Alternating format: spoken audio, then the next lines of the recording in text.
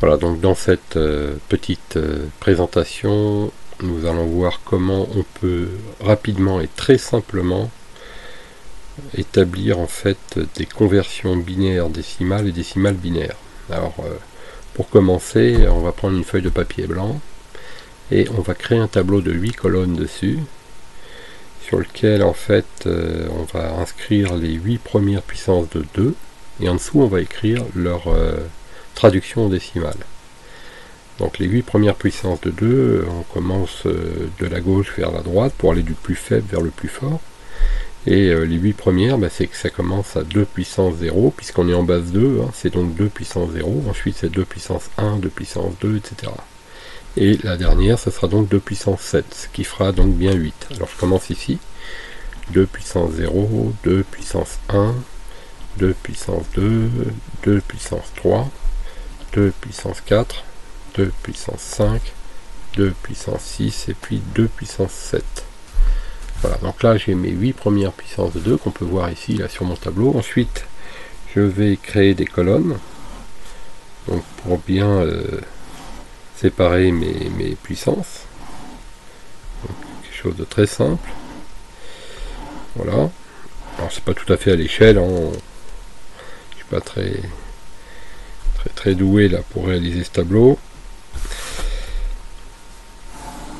Voilà, donc ce tableau ici il est fait, donc 2 puissance 0 à gauche complètement, à droite pardon, et à gauche complètement à gauche 2 puissance 7. Donc ça c'est les 8 premières puissances de 2. Donc ce qu'il faut faire maintenant, c'est écrire la traduction immédiate en puissance de 10, c'est-à-dire en base 10 pour nous. Alors ce qu'il faut savoir, c'est que 2 puissance 0 correspond à un nombre élevé à la puissance 0, et quel que soit ce nombre, ça pourrait être 1, 2, 3, 4, 5, 1000, 500, peu importe, quel que soit le nombre que vous élevez à la puissance 0, ça fait toujours 1. Donc on va inscrire 1 ici. Et comme on est en base 2, la puissance qui est supérieure est toujours le double de la précédente. Donc si celle-ci est à 1, le double c'est 2.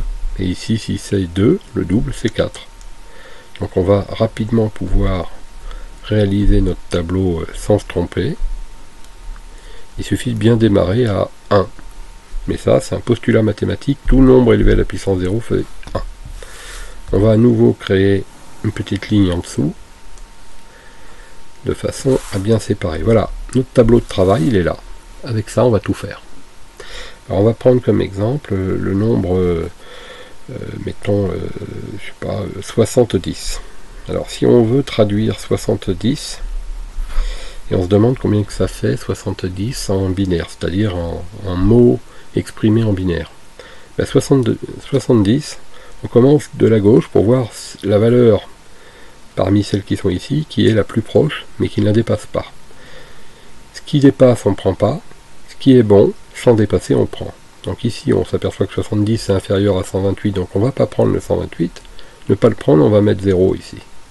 Et quand c'est quelque chose que l'on va prendre, on va mettre un 1. Donc ici, 64, on prend.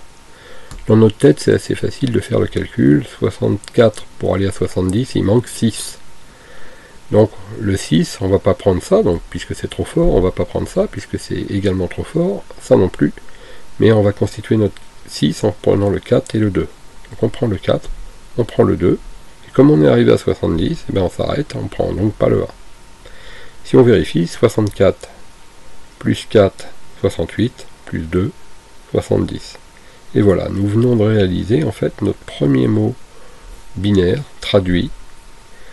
On va en faire un deuxième pour bien comprendre, on va tirer un trait. Donc mettons 165. On prend un nombre au hasard, 165. 165, je vais prendre le 128. 128 plus 32, ça fait 160. Donc je vais prendre le 32, ça je le prends pas, puisque je suis déjà à 160 ici. Il me manque que le 5. Le 5, il faut que je prenne le 4 et le 2. Le 4 et le 1. Mais pas le 2, pas le 8, pas le 16. Pas le 16, pas le 8, je prends le 4, pas le 2, je prends le 1. Et là, je viens d'écrire 165 ici. Alors un dernier, on va prendre, mettons la valeur, tiens, une valeur très simple, 1. Bah, le 1, je prends pas ça, je prends pas ça, je prends pas ça, je prends pas ça, je prends pas ça, je prends pas ça, je prends pas ça, mais je prends ça.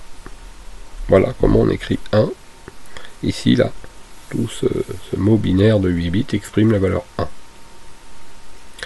Alors, cette valeur, elle est remarquable parce que, on dit qu'elle est remarquable parce que, en fait, on va beaucoup la rencontrer, mais elle est surtout une valeur faible, donc qui est facile à inscrire dans ce tableau. À l'opposé, on peut se dire combien ça ferait dans ce tableau si je mettais que des 1. Et bien en fait, il suffit d'additionner 128 plus 64 plus 32 plus 16 plus 8 plus 4 plus 2 plus 1 pour avoir la réponse. Mais on peut aussi avoir la réponse par une simple remarque.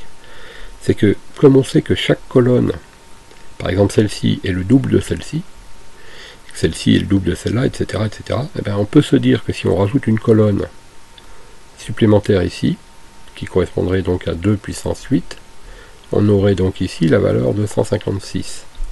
Ce qui veut dire que si on additionne tout ça en mettant que des 1, c'est cette valeur supplémentaire moins 1. Moins 1, simplement en retirant 1.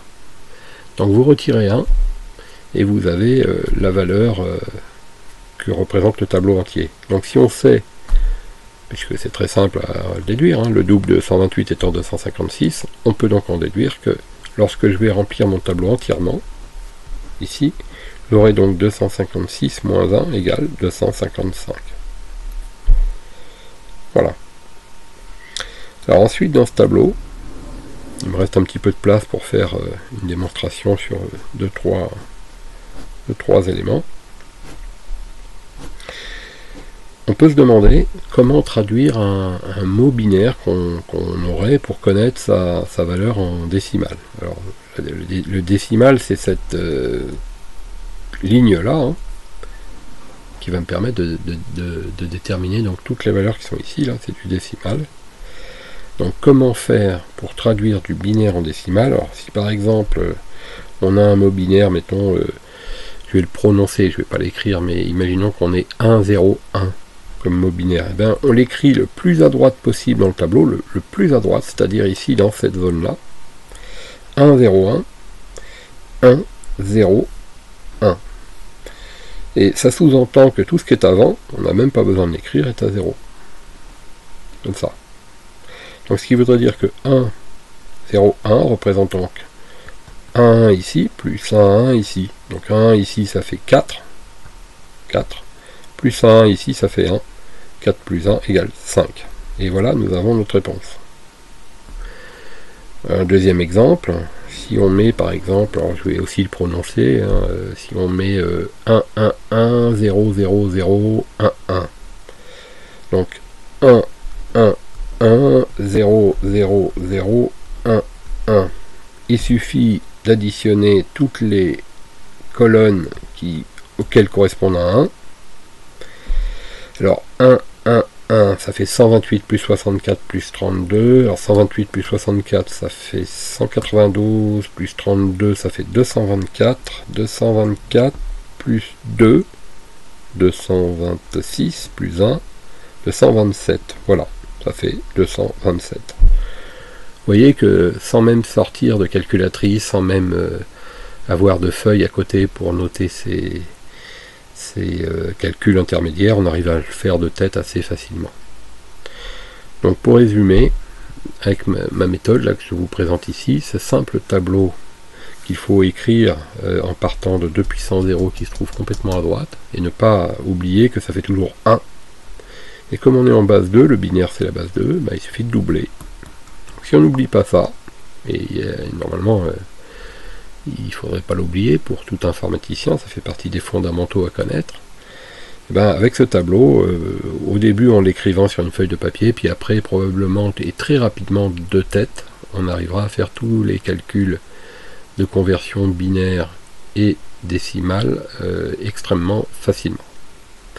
Voilà, donc c'est la fin de cette présentation. Moi je vous invite à faire quelques exercices de conversion que vous pouvez réaliser très facilement, hein. Vous prenez des mots binaires au hasard et vous essayez de les traduire, et vous prenez des mots, des nombres décimaux au hasard et vous essayez de les traduire. Une dernière remarque avant de quitter cette présentation, c'est que dans ce tableau, compte tenu du fait que je n'ai que 8 colonnes, je peux exprimer que de la valeur 0 jusqu'à la valeur 255, ce qui est en fait la valeur la plus faible du tableau, et la valeur la plus forte quand je mets que des 1. J'ai oublié de préciser d'ailleurs que pour écrire 0 en binaire, il suffit de, si on veut l'écrire sur une largeur de 8 bits, c'est-à-dire sur un mot qui va contenir 8 colonnes, il suffit de ne pas prendre le 128, pas prendre le 64, pas prendre le 32, pas prendre le 16, pas prendre le 8, pas prendre le 4, pas prendre le 2, pas prendre le 1. C'est-à-dire de mettre que des zéros. Et on se retrouve avec un mot binaire qui s'exprime, comme je vais l'indiquer ici, en bas, là, 0, 0, 0, 0, 0, 0, et 0, et 0. Et ça fait 0. Donc voilà comment on écrit 0 en binaire sur un calibre de 8 bits. Voilà, donc fin de présentation. Dans une autre présentation, on va s'intéresser à la conversion binaire ou décimale vers l'hexadécimal.